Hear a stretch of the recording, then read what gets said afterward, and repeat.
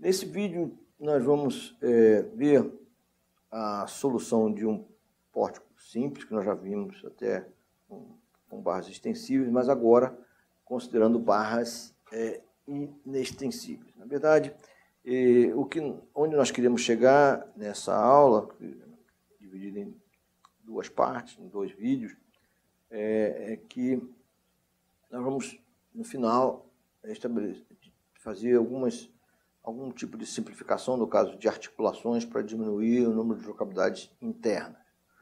Nós vamos ver isso aqui na sequência. Tá? Então, o objetivo inicial nessa primeira parte é nós resolvermos aqui um pórtico com barras inextensíveis. Nós vamos ver as diferenças que ocorrem quando se consideram barras inextensíveis. A lógica é a mesma lógica do método de deslocamentos, mas agora nós temos um número menor de localidade e nós vamos, de uma certa maneira, ter uma análise um pouco mais sofisticada, é o preço que a gente paga por diminuir o número de localidades, em que a gente tem que entender como que o modelo se comporta. O método de deslocamento, a essência dele é que quando nós conhecemos a configuração deformada de um modelo, que pode ser uma barra ou um modelo como um todo, se nós conhecemos a configuração deformada, é possível determinar os esforços internos e externos que ocorrem nessa barra, nesse modelo ou nessa barra. No caso em que a gente tem restrições de barras inextensíveis, nós não conhecemos a priori os esforços axiais nas barras, porque, por ela ser inextensível, ela nunca tem deformação axial, então, de uma certa maneira, o esforço normal numa barra inextensível não é conhecido pela deformação, porque ela nunca tem deformação, e a gente vai ver que a maneira de determinar os esforços normais, no caso de barras inextensíveis, é que as barras vão ter, os esforços normais vão ser uma consequência do equilíbrio do conjunto. Em algumas situações até não é determinado o esforço normal quando a gente tem redundância de restrição axial. Isso é um detalhe, mas os esforços, os momentos e os cortantes acabam sendo determinados sem problema nenhum. Então, o exemplo aqui é um exemplo de barras inextensíveis e com articulação. Tá? Na verdade, nós já vimos esse exemplo quando nós tínhamos barras extensíveis. Nós consideramos a articulação na viga. Eu vou aqui já tratar dessa questão, quando é que se articula a viga, quando é que se articula o pilar, e, enfim, essa que é a discussão, inclusive, que a gente mais importante aqui, para a gente chegar na simplificação que a gente tem para articulações. Mas aqui, olhando para esse exemplo, como nós estamos considerando só a viga articulada. Já eu explico como é que essa articulação aparece. Mas então o exemplo está aqui, eu estou considerando a modularidade do material uma seção transversal com todas as três barras do modelo. Tem aqui uma área A e uma momento de inércia I. Na verdade, a gente considerou esse modelo quando tinha barras extensíveis, ou seja, quando tinha 6 localidades, a gente considerou uma relação entre a área da seção transversal A e o momento de inércia I da seção transversal. Nós consideramos essa relação de 2 metro a menos 2. Né? Isso foi feito análise com barras extensíveis utilizando essa relação. Considerar barras inextensíveis é análogo a se considerar essa relação igual a infinito. Tá? Na verdade, essa relação 2 aqui, ela até é baixa, a relação em metros até mais do que isso. Metro a menos 2, né? Mas, no final, nós vamos comparar os resultados obtidos considerando barras extensíveis e considerando barras inextensíveis. No final dessa primeira parte da aula, então no primeiro vídeo, nós vamos fazer uma comparação desses resultados. Mas aqui nós vamos analisar esse modelo detalhadamente, considerando barras inextensíveis. A pergunta que se faz, e isso é que vai nos motivar para a simplificação que a gente quer chegar nessa aula, é que diferença faz adotar a viga não articulação na coluna e não na viga, ou seja, seria a viga não articulada e a coluna articulada. Que diferença que faria isso? A resposta é que, embora em termos físicos isso representem situações reais de estruturas, de modelagem física de estruturas diferentes, né? Mas matematicamente, em termos de análise, são modelos equivalentes, ou seja, dão a mesma resposta. Tanto faz eu considerar a rótula na extremidade direita da viga ou na extremidade superior do pilar articulado é equivalente. Quer dizer, isso a gente pode entender fisicamente o que é isso. Vou fazer uma modelagem física aqui. Como é que seria a representação da estrutura real para essa situação? Isso é comum você ter, vamos ver um pórtico metálico, por exemplo. Eu tenho aqui um pilar metálico na vertical, eu tenho aqui uma viga, que aqui tem até uma seção transversal da viga, um perfil metálico, tá? E a ligação aqui, uma ligação de cantoneira, não é uma ligação rígida, na verdade também não é rótula perfeita, né? Mas aqui é uma aproximação razoável, porque essa ligação permite que haja uma rotação relativa, né, entre aqui a última seção da viga e a última seção do pilar. Isso aqui é a estrutura real, a modelagem do modelo matemático, modelo estrutural, sempre tem esse tipo de hipótese. Nós estamos considerando as barras do modelo pelos seus eixos. Enfim, a estrutura real é uma coisa, o modelo estrutural é matemático, né? Mas é assim que a gente faz a análise de estrutura. Mas é interessante a gente olhar esse caso, quer dizer, se eu fosse modelar isso de fato, deveria modelar isso como uma ligação semi-rígida, em que essa ligação tem uma propriedade elástica, que em geral não é linear, enfim, mas é muito complicado. Vamos dizer que aqui funciona como uma rótula. De fato, não é totalmente articulado, mas vamos assumir que é isso. Existe um giro permitido relativo aqui entre as seções da viga e do pilar. Isso seria o caso, então, da rótula na viga. Você vê que fisicamente é isso que está acontecendo. Se eu quisesse modelar uma rótula no pilar, eu teria o contrário. Eu teria a viga passando aqui por cima, seria essa transversal, e a articulação estaria embaixo. Quer dizer, isso, em termos de físicos, é totalmente diferente, mas em termos de análise, tem uma ligação articulada. Tá? Então, é legal a gente ver assim, essa diferença da modelagem matemática da modelagem da estrutura real. Nós estamos tratando de estruturas que são reais, mas a gente quer fazer a análise, para isso a gente tem que criar um modelo matemático e existem todas as considerações da modelagem. Essa é uma questão importantíssima nas estruturas, como se cria um modelo matemático que faz a simulação, que é a análise estrutural. Mas aqui é só para explicar essa questão da articulação está na viga e a articulação está no topo do pilar. Né? Aí vem a questão, e se eu quisesse considerar tanto viga quanto pilar articulados? Que diferença faz isso? Né? E está correto fazer isso? Quer dizer, eu acho que aquilo que a gente viu fisicamente, como se modela a articulação na viga ou a articulação pilar, a resposta para isso fisicamente, não faz sentido você ter as duas barras articuladas nesse nó. E matematicamente isso aparece. Nós vamos resolver esse exemplo na segunda parte, dessa aula, em que a gente vai ver que o que ocorre fisicamente, matematicamente, aparece. Nós vamos ver que tem um sistema de equações que a gente não vai conseguir resolver. Então, nós vamos fazer isso vai nos gerar uma simplificação para articulações completas, que é o objetivo desta aula, é chegar justamente nessa simplificação para articulações completas. Então, essa redundância de consideração na rota provoca um problema no sistema de equações de equilíbrio deste modelo. A gente vai ter uma matriz de rigidez que tem um determinante nulo. A gente vai ver isso na segunda parte da aula. Entretanto, essa redundância pode resultar numa diminuição do número de deslocabilidades. A gente vai fazer um macete que não modifica os resultados, em que a gente vai fazer com que a rotação do nó completamente articulado fique indeterminada. A gente não vai calcular essa rotação, ela vai deixar de existir, ou seja, vai ser menos uma deslocabilidade. É um macete de cálculo que vai ser justificado depois na sequência, na segunda parte desta aula. A solução, então, que nós vamos fazer deste mesmo pórtico vai ser a seguinte: nós vamos considerar esse pórtico de 3 maneiras diferentes.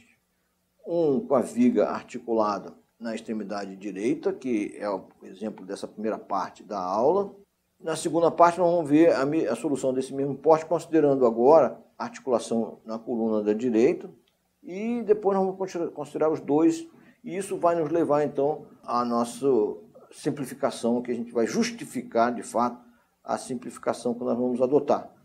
Mas primeiro nós vamos resolver o pórtico com barras inextensíveis e articulação na viga, conforme foi feito para o caso de barras extensíveis. Agora nós vamos fazer para barras inextensíveis.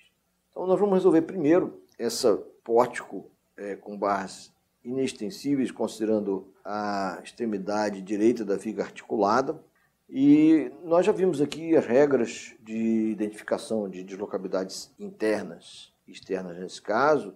E eu vejo aqui que para eu colocar as deslocabilidades internas eu tenho 4 nós, sendo que os nós da base não têm nenhuma rotação, porque são engastes. Então eu vou colocar uma chapa 1 e uma chapa 2. A diferença aqui é que a rótula fica do lado esquerdo da chapa 2. Por quê? Porque quem está articulado aqui é a viga.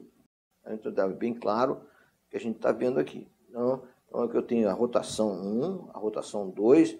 Barras inextensíveis não afeta essa questão de rotações, só afeta translações. E aí eu primeiro numero as deslocabilidades internas, que são a rotação D1 e a rotação D2. Então tem a chapa 1 que prende D1, chapa 2 que prende D2.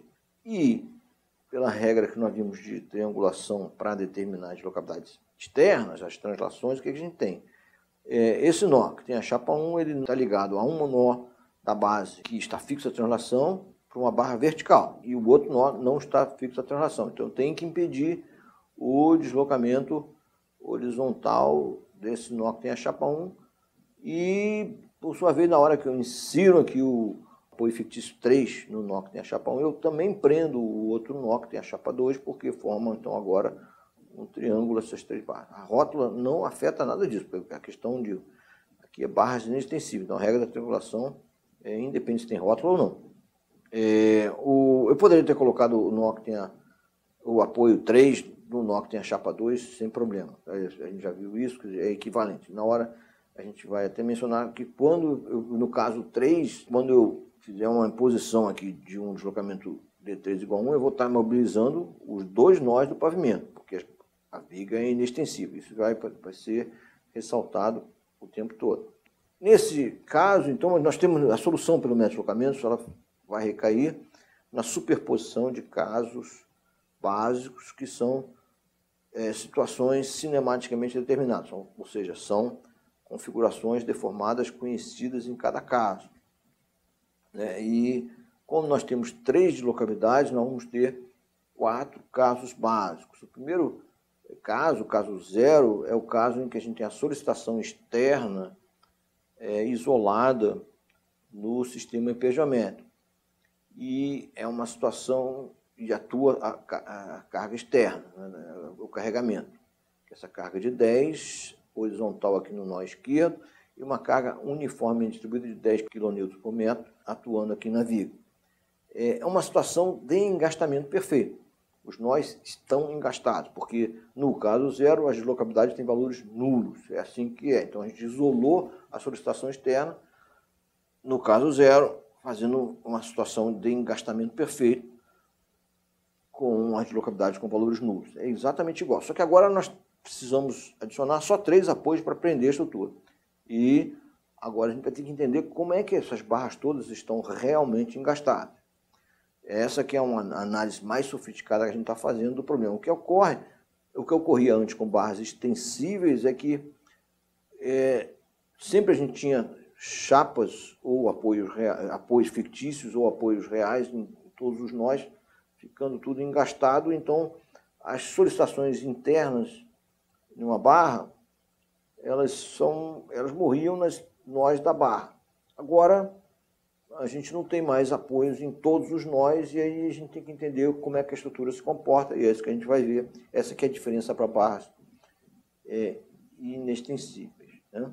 Então, o que nós temos que determinar no caso 0 são os chamados termos de carga, que são as reações de engastamento nos apoios fictícios.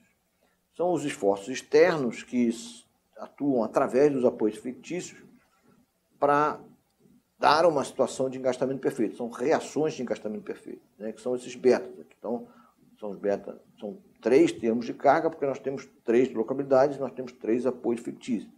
Então, o beta-1,0 é a reação, momento que vem através da chapa 1, para impor uma situação de engastamento perfeito, uma condição cinemática de engastamento perfeito. Isso é método de deslocamento, né? Imposição de condições cinemáticas conhecidas. O beta-2,0 é a reação, momento que vem através da chapa 2.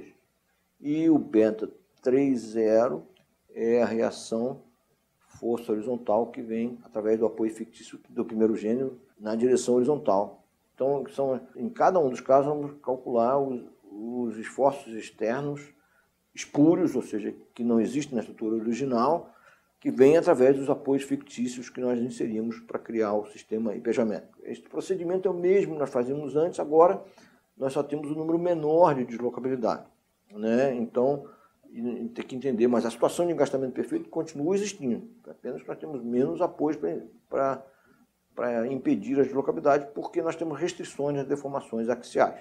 A gente olha para esse problema e vê, bom, como é que se comporta essa estrutura? A gente vai sempre olhar no local para compor o global. O global são os efeitos, os termos de carga. Além disso, eu vou aproveitar para indicar os momentos fletores nas barras.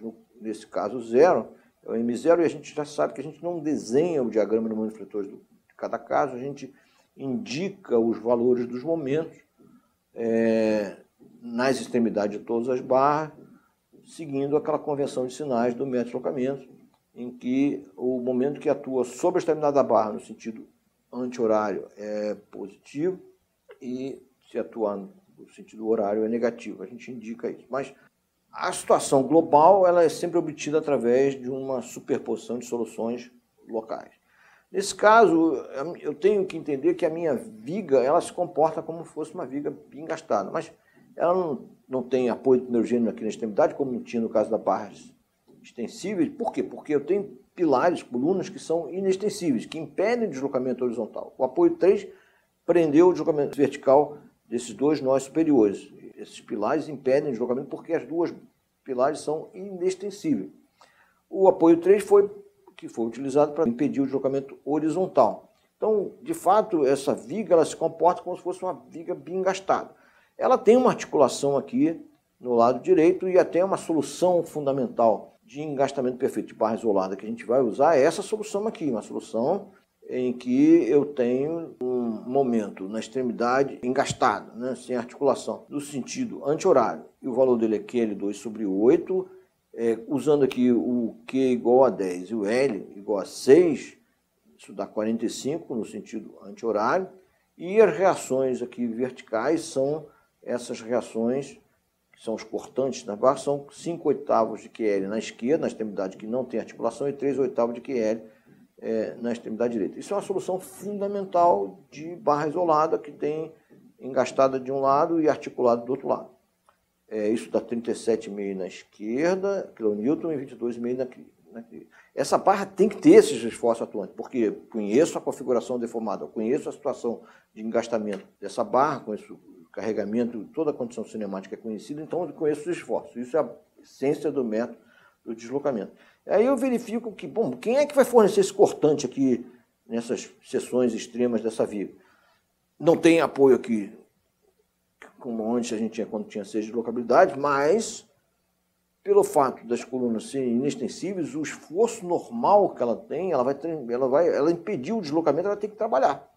Ela trabalha como? Via esforço normal. O esforço normal nas barras inextensíveis não é nulo, a deformação axial é que é nulo. O esforço normal é indeterminado, porque ela nunca tem deformação axial. Então, aí essa aqui é a análise. Então, o que aconteceu? Da onde vem esses cortantes aqui, 37,5, 22,5? Vem lá da base, via esforço normal nas colunas. É essa a análise que a gente tem que fazer. A diferença que tem para a barra inextensível é exatamente esta. Então, vamos ver isso nos 3 casos em seguida para isso. Só resumindo, então, o que eu tenho.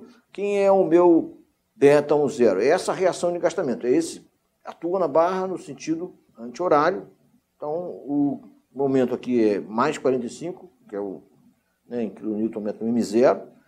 Nenhuma outra seção tem momento fletor, aqui é tudo 0, porque não tem deformação. Essa aqui é conhecida, a situação de engastamento perfeito. 45 de um lado e 0 do lado articulado, é óbvio. E quem é que forneceu esse momento? É a chapa 1, é o beta 0. E tudo foi feito para ter o mesmo sentido, né? Beta 0 é 45 mais, porque é no sentido anti-horário, que atua na barra imagem, então está tudo feito com a mesma convenção de sinais. O beta 2.0, no momento que tem essa chapa 2, ele teria momento se tivesse aqui algum momento na extremidade da viga, mas como ela é articulada na extremidade direita, então é 0 e 0, então o beta 2.0 é 0. E o beta 3.0, ele vem da aplicação dessa força externa, que não é uma força interior de barra, é uma força aplicada diretamente no nó, então ele vai impedir o deslocamento, que vai estar preso aqui no nó por causa do apoio 3, então quem fixa isso, só que o que está indicado aqui é o sentido positivo do beta 3.0, sempre nós vamos fazer isso, indicar os sentidos positivos dos termos de carga ou dos coeficientes de rigidez, mas o sinal é que vai dizer que o que está desenhado é o contrário do que está, ou seja, o sentido é o contrário do que está desenhado. Então aqui eu tenho o termo de carga, beta 3.0 é menos 10 e fechou aqui o caso 0. O segundo caso, que é o caso 1 da solução deste modelo, nós vamos isolar então, a deslocabilidade D1 no sistema empenjamento. Então, nós vamos considerar um valor unitário dessa deslocabilidade, que é a rotação no nó superior esquerdo, e deixando em evidência o valor que é uma incógnita do problema. Isso é a metodologia de análise do método do deslocamento. É assim que a gente isola. O carregamento já foi considerado no caso 0, então nós não temos carregamento. Porque eu tenho aqui uma situação cinemática conhecida, que é uma configuração deformada, em que nós estamos impondo uma rotação na chapa 1, e isso vai dar uma configuração deformada, tal que as duas barras adjacentes vão sofrer deformações por flexão, e nós estamos interessados em determinar os chamados coeficientes de rigidez globais do caso 1, que são os forças e momentos que vêm através dos apoios fictícios do sistema empenjométrico, para equilibrar o modelo numa configuração deformada que é imposta, que é essa configuração deformada em que a deslocabilidade D1 tem um valor unitário, uma rotação unitária. Então, aqui está mostrado em tracejado a configuração deformada, que tem uma condição que depende da extremidade oposta estar articulada ou não. No caso, a viga tem a extremidade oposta aqui, a extremidade que sofre o giro, com uma rótula, então a barra vai se deformar sem mudança de concavidade, nós já vimos isso bastante também anteriormente, e já o pilar da esquerda, ele é engastado na extremidade oposta, então vai haver uma mudança de concavidade aqui nesse pilar. Então, a solução que nós vamos olhar é uma solução, essa situação global, e nós vamos ter que buscar soluções locais das barras isoladas para compor a situação global. Nós vamos determinar não só os coeficientes de rigidez globais do modelo, como também nós vamos determinar as reações dos apoios reais do modelo, porque isso vai sempre vir da solução local das barras isoladas. A única coisa que nós não sabemos a priori são os esforços normais nas barras, porque como elas são inextensíveis, a gente não conhece a priori isso. Os esforços normais vão ser determinados em função do equilíbrio do conjunto, para que cada barra tenha lá o seu esforço necessário para dar aquela configuração deformada. Tá? Isso aqui eu vou justificar então esses efeitos locais já, mas já mostrando que a gente vai compor, indicar também o momento fletor nas extremidades das barras, indicando pela convenção de sinais, e aqui os coeficientes de rigidez globais vão ser sempre obtidos pela superposição de coeficientes de rigidez locais de barras. Então, a gente vai ver uma superposição, isso vai ser explicado aqui em seguida. Veja que cada barra tem uma deformação conhecida. Tem uma flexão aqui, em que eu impus um deslocamento D1 na viga, com a extremidade direita articulada. A solução fundamental para isso a gente já sabe, já viu, isso é tabelado. Quando eu tenho uma barra articulada na extremidade oposta e a extremidade não articulada sofre um giro, então, no caso, um giro unitário, o momento necessário é o 3 aí sobre L, sendo L igual a 6 nesse caso. Então, 3i sobre L vezes a rotação, mas como a rotação é 1, então é 3i sobre L. E por equilíbrio, os cortantes são tais que é 3i sobre 6 nesse caso, mas como eu tenho o braço de alavanca de 6, e aqui eu tenho momento no sentido anti-horário, o conjugado formado pelos esforços cortantes na extremidade, que equilibram essa barra, tem que ser 3i sobre 6 dividido pelo braço de alavanca 3i sobre 6 ao quadrado. Então aqui é o efeito local dessa barra. Essa barra tem essa deformação, então ela tem esse esforço. Não aparece esforço normal quando tem essa flexão. Já o pilar da esquerda tem um giro na extremidade superior de D1 igual a 1 e a extremidade oposta é engastada. Então, quando tem uma extremidade oposta engastada, o coeficiente de rigidez local é 4i sobre L vezes a rotação. No caso, L é igual a 4 e a rotação é unitária, então é 4i sobre 4. A extremidade oposta aparece um momento que tem o mesmo sentido anti-horário, que é consistente com essa concavidade, que é 2i sobre L, L igual a 4 vezes 1. Então, é 2i sobre 4.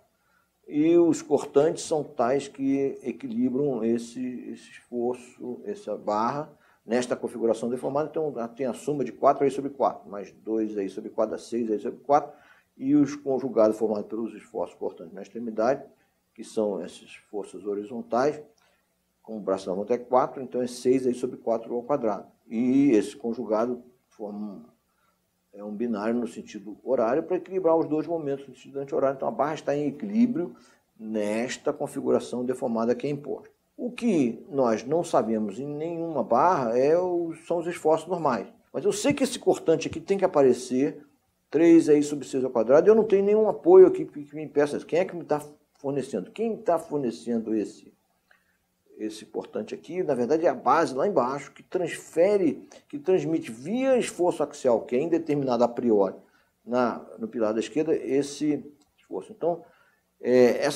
isso aqui é como se fosse um esforço interno de ação e reação. 3i sobre 6 vem de onde? Tem que vir de algum lugar. Vem pelo pilar. Então, eu tenho um esforço interno, aparece, então, o esforço no sentido inverso, de 3i sobre 6 ao quadrado. E aqui embaixo aparece, então, para equilibrar essa barra na direção vertical, aparece que tem que ter uma força aqui. Essa força, ela pode vir do engaste, o engaste existe ali embaixo. Então a gente vê o seguinte, que o sentido que vem lá de baixo do engaste é o mesmo sentido que atua lá no cortante, lá na viga, lá em cima. Tá? Então isso vai sempre ocorrer, a gente vai colocar direto isso, eu vou voltar para o global para mostrar isso também lá. Esse outro cortante do lado direito aqui da viga, na extremidade articulada, ele é para baixo, e isso tem que vir de algum lugar, vai ter que ser transferido aqui, é um esforço interno, e é o sentido oposto. Se na viga atua para baixo, no pilar atua para cima, ação e reação aqui. E por equilíbrio do pilar da direita, eu vejo que o esforço normal aqui embaixo tem que ser para baixo. Quem fornece isso aqui é o engaste. E aí eu vejo que o sentido que atua na viga é sempre o que atua lá no engaste. Então eu vou voltar para a solução aqui global. Eu vejo que as reações que aparecem aqui são as reações, o cortante e o momento são pela solução fundamental de coeficiente de rigidez local à flexão, né, provocado pela rotação imposta. E os esforços verticais, eles são iguais aos cortantes lá em cima e são transferidos para baixo, lá para a base, através de esforços axiais nos pilares que, a priori, são indeterminados. Sempre vai ser assim, a gente vai ter que fazer essa transmissão, é a sofisticação que nós temos a mais pelo preço que a gente paga para diminuir o número de localidades, no caso de barras inextensíveis. Tá? Mas a gente demonstrou aqui que o sentido da reação é sempre o sentido do cortante que aparece lá em cima, então a gente vai usar essa informação muitas vezes direto aqui. Tá? E a gente vê que o K1 ele é obtido pela soma dos dois momentos que nós temos que dar para cada uma das barras, vamos compor o coeficiente de rigidez global K1. E o K21 aqui vai ser zero, porque não tem nenhum momento aqui nessa extremidade, e o K31 é esse cortante. Quem fornece esse cortante aqui? É o apoio 3, que está prendendo o deslocamento de 3 no caso 1. Então, é por isso que aparece aqui um K31, que é esse esforço aqui, que é o cortante nesse pilar da esquerda que aparece aqui. Então é sempre assim, a gente impõe uma configuração deformada e tem que ver quais são os esforços têm que aparecer em cada apoio fictício para equilibrar um modelo globalmente. A solução global vai ser obtida olhando a solução local, porque a gente conhece a configuração deformada de cada barra e daí conhece os esforços. Isso no que se refere a momentos importantes, continua valendo a mesma coisa. O que nós temos agora é que nós não temos deformação axial, então os esforços normais não são determinados a priori, são sempre uma consequência desse equilíbrio do conjunto, que é o que a gente viu aqui. E a gente anota aqui os coeficientes de rigidez globais, do caso 1K11, vai ser mais 3i sobre 6, que é o momento que aparece na extremidade esquerda da viga, e mais 4i sobre 4, que é o momento que aparece na extremidade superior do pilar da esquerda. Aqui embaixo aparece esse momento, que é metade do outro, que é 2i sobre L, também no sentido anti-horário. Quem fornece isso, esse momento que aparece aqui vem do próprio engaste, que impediu essa rotação. E temos as outras reações aqui, que daí um cortante, mas nós não estamos mostrando o diagrama de cortante, só indicando os momentos fletores nas extremidades das barras. E aí o K21, então, como dito, foi 0. Essa solução é guardada, não aparece aquele o termo em função da área, porque, na verdade, a relação entre a área e o momento de inércia é considerada infinita, então, na verdade, não aparece isso. Nesse caso, vai ser tudo em função do parâmetro de rigidez, a flexão, que é o produto do momento de inércia E por I. Então, todos os coeficientes de rigidez saem em função desse parâmetro. O caso 2 vai ser o caso em que nós vamos isolar a deslocabilidade D2, que é a rotação do nó superior direito. Então, nós vamos impor um recalque rotacional unitário, colocando em evidência o valor da deslocabilidade, que é a incógnita, o procedimento do método de deslocamento.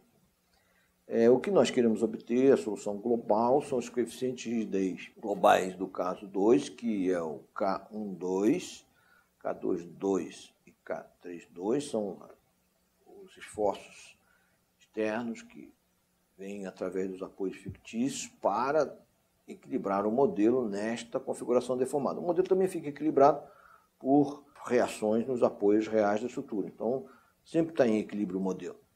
Então, a gente põe uma configuração deformada e nós temos como descobrir, a lógica é possível determinar todos os esforços que vêm, tanto dos apoios fictícios quanto dos apoios reais, para manter o sistema hipergeométrico em equilíbrio numa dada configuração deformada. Essa é a essência do método dos deslocamentos. Quando eu imponho agora essa rotação na chapa 2, o que eu estou impondo é uma rotação no nó que está no topo do pilar, porque agora, como tem uma articulação aqui na viga, essa ficou liberada aqui, não existe uma compatibilidade de rotação entre a seção do topo do pilar e a seção direita da viga, porque tem uma articulação. Então, quando eu girar aqui a chapa 2, eu estou, na verdade, deformando apenas o pilar da direita. A viga, porque tem a rótula aqui na extremidade direita, não sofreu nenhuma deformação. Então, a configuração deformada que eu tenho é uma configuração deformada onde somente o pilar da direita sofre um giro e as outras não. E aí, de cara, a gente já vai ver que as barras que não têm deformação por flexão não tem momento. Então, é por isso que aparecem momentos nulos aqui no pilar da esquerda e na viga. Somente a barra, o pilar da direita tem momentos, e essa solução vem da solução local conhecida, uma solução em que eu tenho uma barra igual a do caso 1, só que era no pilar da esquerda, agora no pilar da direita, em que eu tenho um giro D2 igual a 1 na extremidade superior. O momento que aparece é o 4i sobre L, porque 4i sobre L, 4i sobre 4, L é o comprimento da barra. Embaixo aparece o 2i sobre 4, o giro é unitário, porque seria 4i sobre L vezes a rotação, mas a rotação unitária. Então é 4i sobre 4 e 2i sobre 4, ambos no sentido anti-horário, que é o giro, que é o sentido do giro imposto, giro unitário imposto. E aqui aparecem esses cortantes e esses momentos aqui. Essa barra tem que ter esses esforços, momento fletor e esforço cortante, para que ela fique em equilíbrio nessa configuração deformada. Isso é ditado pela solução fundamental. Então, alguém tem que fornecer isso. Quem fornece embaixo é o engaste que está embaixo. Quem fornece em cima, esse 4E/L vem é o K22, quem fornece é o chapa 2. Mas esse cortante? Aqui, esse cortante não tem o apoio aqui nesse nó aqui. De onde que ele vem? Então, se ele está aqui, ele tem que vir de algum lugar. Mas não tem outra maneira. É via esforço normal, que não é conhecido a priori na barra inextensível, que a viga é inextensível. Então, o que a gente faz aqui é um esforço interno, ação e reação. Esse esforço, que parece tem que ter esse sentido, porque é um conjugado no sentido horário, para equilibrar esses dois momentos no sentido anti-horário. Então, o sentido que atua lá no topo é para da esquerda para a direita. Então, o que atua na viga tem que ter um esforço normal, um esforço horizontal, que no caso vai se refletir com um esforço horizontal, que é ação e reação, contrário. E essa viga aqui, ela tem que estar em equilíbrio, então tem que aparecer um esforço do outro lado. Agora, quem é que dá fornece esse esforço horizontal aqui na viga? É o apoio 3. E aí a gente vê o seguinte, se eu tivesse colocado o apoio 3 do lado direito, daria no mesmo, simplesmente só não haveria esforço normal aqui na viga, mas o valor dele seria K32, seria o mesmo. Você vê que o sentido do que aparece aqui, que é o sentido da reação do K32, a gente vai rever isso logo, ele é o mesmo sentido que atua na barra. Então sempre é assim e a gente pode colocar direto para lá, mas tem que entender que essa transmissão é feita via esforço axial nas barras inextensíveis. Barras, repetindo, elas não têm deformação axial, mas tem esforço normal. Não quer dizer que seja esforço normal nulo, quer dizer que não tem deformação axial pelo efeito do esforço normal. O valor, então, do K32 é esse. Então, voltando lá para o global, a gente vê que aqui embaixo esses esforços aparecem, são os esforços fornecidos pelo engaste, dada a configuração local da barra, e eu tenho que o K32, que é a reação do apoio 3, ela vai ser o cortante no topo do pilar da direita e veio via esforço normal na viga. Essa análise é a novidade que a gente tem de barras inextensíveis e por isso que a gente está fazendo essa solução, entendendo como é que é o comportamento da estrutura. Nesse caso, de barras inextensíveis. O K12 é 0 porque não tem nenhum momento aqui nessa chapa 1, no caso 2. Nós já tínhamos visto que o K21, no caso 1, era 0, e o K12, no caso 2, é 0 também. E o K22 a gente viu que a soma de 0 do momento que aparece na extremidade direita da viga, extremidade articulada da viga, que é 0, mais o 4E/4 que está aqui, então a gente já é como se estivéssemos vendo direto. E o K32 a gente já viu que é o mais, porque é para a direita, da esquerda para a direita, então é mais 6E/4². Aqui os sentidos são todos valores positivos, mas eu estou indicando sempre os sentidos positivos dos coeficientes de rigidez, assim como a gente fez também para os termos de carga. Então aqui está a solução do caso 2. O último caso que nós temos aqui é o caso 3, em que nós vamos isolar a deslocabilidade D3 na configuração deformada do modelo. A gente vai impor um recalque translacional horizontal, D3 igual a 1, deixando o D3, que é incógnita, deslocabilidade D3, do lado de fora. Então, método de deslocamento, é assim que a gente faz.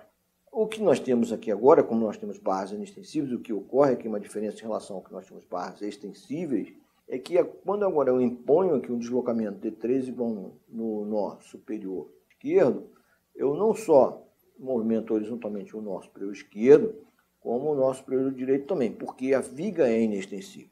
E isso é uma diferença em relação ao que nós tínhamos no caso de barras extensíveis, porque quando nós tínhamos barras extensíveis, as deformações eram sempre limitadas às barras adjacentes à deslocabilidade que era imposta.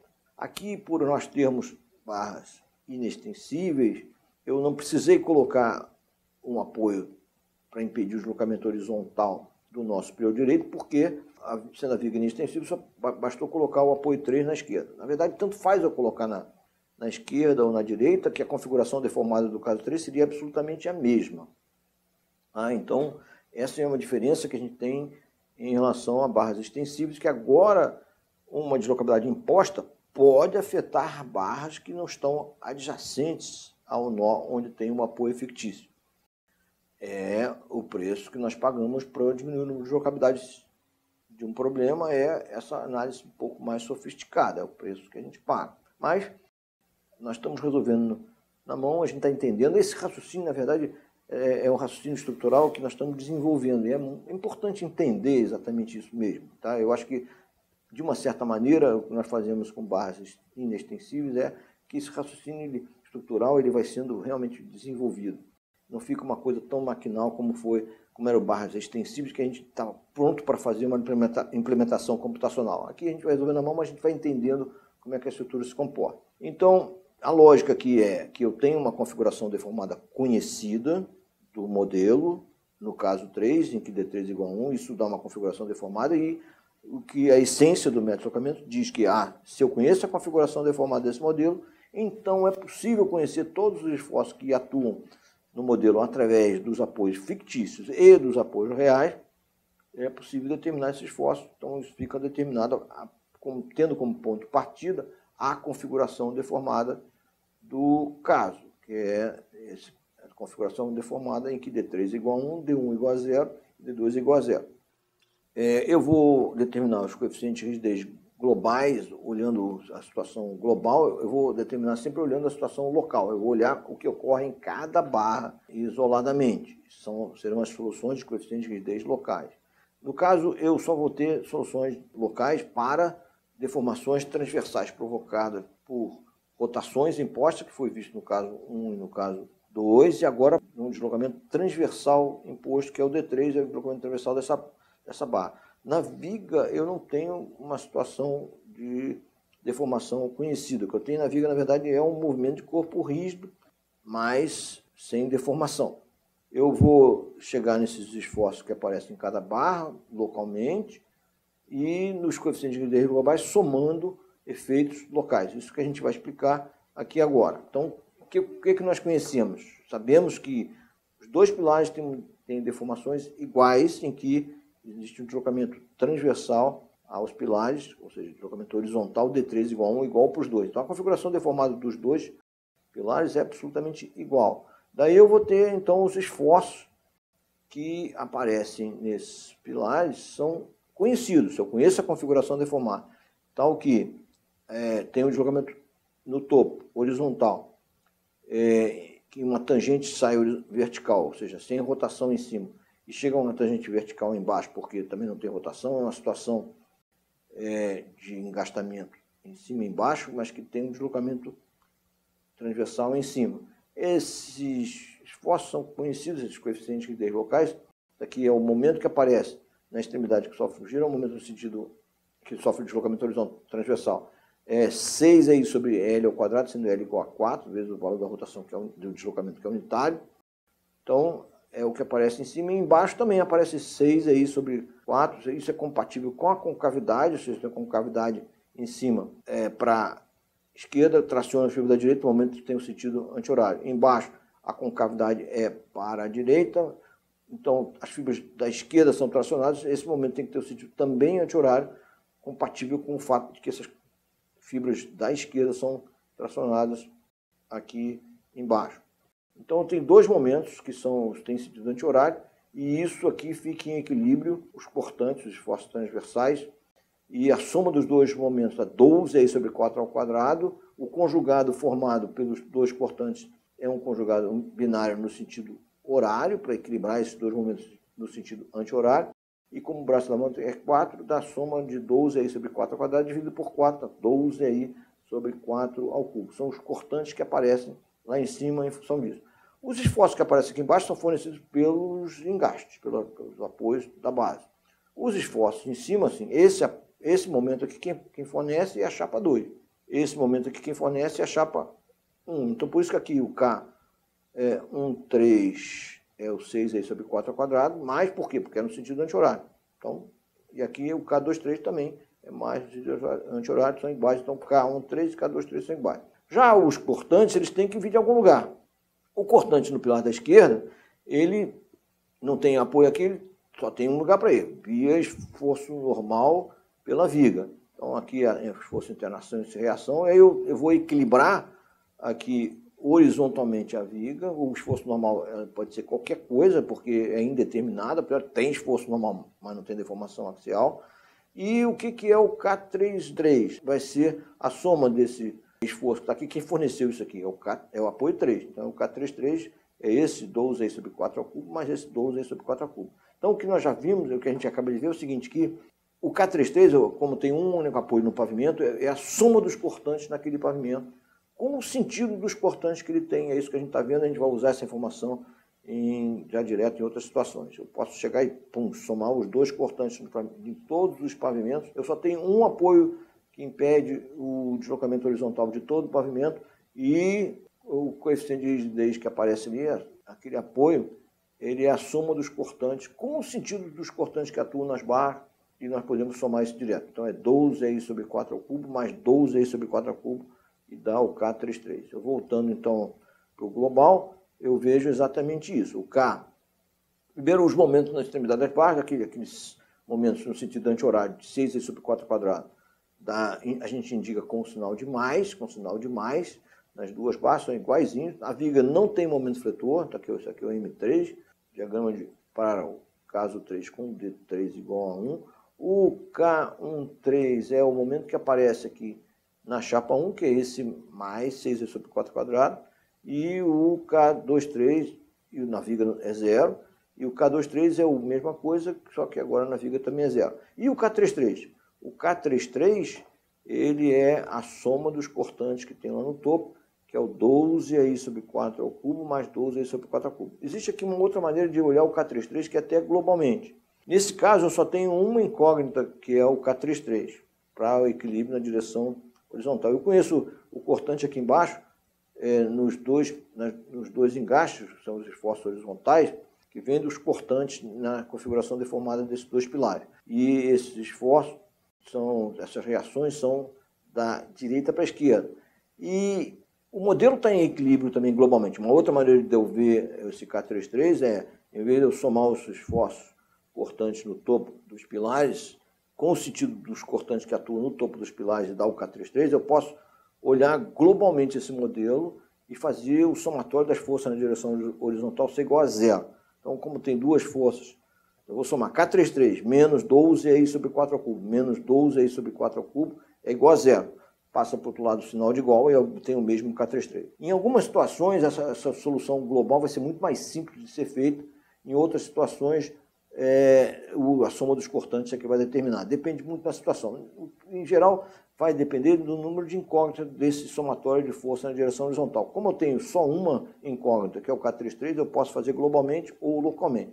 Em outras situações, a gente vai ver que essa solução não é possível, porque tem mais do que uma incógnita, e em algumas outras situações é quase que obrigatório usar essa solução global, porque vai ficar muito trabalhoso você imaginar como é que é a transferência desses cortantes via esforço normal, e aí a solução via o somatório equilíbrio global de forças vai ser talvez mais simples. A gente vai ver isso em exemplos futuros, mas eu só estou salientando que existem essas duas alternativas aí em muitas situações. Depois nós temos, então, visto aqui cada caso em que a gente isolou um efeito cinemático do problema, que são o efeito devido a cargas aplicadas e o efeito devido à deslocabilidade, são 4 casos, nós vamos fazer uma superposição de efeitos dos casos básicos para restabelecer o equilíbrio original da estrutura. Esse restabelecimento, vamos pegar as reações que aparecem nos apoios fictícios, ou seja, são reações e forças externas espúrias ao modelo original, então nós vamos zerar na superposição esses efeitos. E isso eu estou escrevendo aqui de uma forma já matricial. A primeira condição de equilíbrio é que os momentos que aparecem através da chapa fictícia 1 na superposição são nulos. Então, quais são os momentos? É beta 0 mais K1 vezes D1 mais K12 vezes D2 mais K13 vezes D3, tudo isso dá zero. Então, eu vou fazer essa mesma consideração agora para a chapa 2 também, momentos totais que aparecem, momentos finais na superposição que aparecem através da chapa 2 são nulos, né? Beta 20 mais K21 vezes D1 mais K22 vezes D2 mais K23 vezes D3, isso é uma multiplicação de uma matriz por vetor coluna, então, isso tudo dá zero. E depois, finalmente, a força horizontal externa que aparece através do apoio 3, fictício 3, nós vamos zerar. Então vai ser beta 30 mais K31 vezes D1 mais K32 vezes D2 mais K33 vezes D3, tudo isso está zero. Pegando os valores que nós determinamos nesses 4 casos básicos, a gente tem o beta 1,0 é mais 45, beta 2,0 é 0 e beta 3,0 é menos 10. E isso aqui eu já fiz aquelas contas todas dos coeficientes, deixei tudo em função de EI, que é o parâmetro de rigidez, né, de produto de E, modularidade vezes o momento de inércia da seção transversal. E aqui tem esse sistema resultante de equações aqui de equilíbrio. Essa matriz é simétrica, matriz de rigidez global, porque os K e J igual a KJI, nós já mostramos isso. E aqui a gente resolvendo esse sistema, a gente obtém valores para as deslocabilidades e quando a gente inverte isso, fica tudo em função de 1 sobre EI, né? Então, os valores são D1, estão indicados aqui, D1 com sinal menos, D2 com sinal menos, e o D3 com sinal mais. Vou entender o que significa esses sentidos, né? O que nós fazemos, então, a gente vê que D3 ser igual a mais, significa que o deslocamento é horizontal, o D3 é para a direita, faz sentido, tem aquela carga de 10 aplicada lá. A rotação D1 se é negativa, significa que é uma rotação no sentido horário, né? E a rotação D2 ser negativa, deixa eu voltar esse valor, as duas são negativas aqui, é porque essa rotação é a rotação da seção do topo do pilar, uma vez que a gente não determinou. Era assim a nossa deslocabilidade D2, né? A gente colocou a chapa no nó que fica no topo do pilar e a rótula ficou à esquerda da chapa. O que nós fazemos para resolver obter os momentos finais, é que a gente vai pegar os momentos de cada um dos casos e vai multiplicar por essa deslocabilidade. Lembrando que todos os momentos eram função de diagrama de momento indicados, momento na extremidade das barras, com os sinais da convenção do método de deslocamento. Eram todos função desse parâmetro EI, mas as deslocabilidades são função de 1 sobre EI. Esse EI vai se cancelar, é óbvio que aqui depende, que a gente está usando a informação de que as barras todas são iguais, tem a mesma parâmetro de rigidez, a flexão EI, e aí a gente faz a soma desses, superposição dos casos em cada um das situações. Já fez isso, por exemplo, com 6 deslocabilidades, aqui a gente vai já botar direto, e a gente vê que os momentos que aparecem são esses aqui, mostrando que esse nó que tem a chapa, que nosso pelo esquerdo, a soma dos momentos dá 0 na convenção de sinais, isso aqui é a indicação dos momentos na convenção de sinais do método de deslocamento, dá 0, que significa não tem momento externo algum. Aqui também a gente acabou chegando nesse momento 0 aqui no topo do pilar direito, mas é óbvio que é por equilíbrio. E os momentos que aparecem aqui na extremidade inferior das barras, quem fornece são os engastes. A soma dos momentos não dá 0, porque tem uma reação, momento externo aparecendo, que são essas reações. Aqui eu vou, para eu desenhar o diagrama do lado da fibra tracionada, que é a nossa convenção de traçado de diagrama, a gente vai ter que retornar para a convenção usual, interpretando os sinais que nós temos aqui. Então eu tenho o sentido mais 11.11, é o sentido anti-horário. Menos 11.11, sentido horário. Isso aqui é ação e reação contrária. E aqui embaixo, mais 22.8 é esse momento, 15.8. Então eu tenho aqui, eu posso, já interpretando que fibras estão sendo tracionadas, eu vou desenhar esse diagrama aqui. No caso, os pilares não têm carga aplicada, então os diagramas são lineares. Então aqui embaixo traciona 22.8, traciona as fibras da esquerda, e 11.1, apesar de na convenção de sinais terem sinais trocados, eles tracionam, na convenção usual, eles tracionam fibras da esquerda, então dá esse diagrama trapezoidal aqui no plano da esquerda. Esse daqui é 22.8, também traciona fibras da esquerda embaixo, e em cima o momento é 0. Então dá esse triângulo aqui.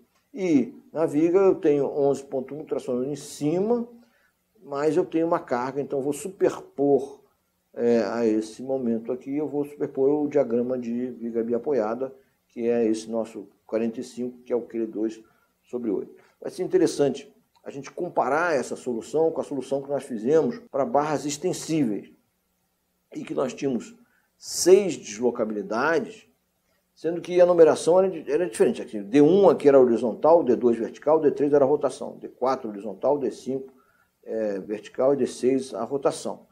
Agora não, agora a gente tem D1 é a rotação do nó esquerdo, D2 é a rotação do nó direito, no topo do pilar, e D3 é o deslocamento horizontal do pavimento. Então, o que a gente vai comparar aqui é D1 com D1 de barra inextensível com D3 de barra extensível. D2 de barra inextensível com D6 de barra inextensível. D2 e D5 aqui, no caso, são nulos para barras inextensíveis. E eu tenho D1 e D4 diferentes, eu vou comparar esses dois com o D3. Então, vamos lá. Comparando D1, a barra extensível horizontal, com o D3, com o D4 também. Ou seja, eu tenho de 156,55 sobre aí, o D4 é 137,25. Comparando tudo com os dois, você vê que o 151 fica entre os dois, mas o sinal é o mesmo, da mesma ordem de grandeza, você vê que é uma solução aproximada. Lembrando que a solução para barras inextensíveis é uma solução aproximada do problema, né? Comparando o D3 de barras extensíveis com o D1 de barras inextensíveis, o que a gente vê?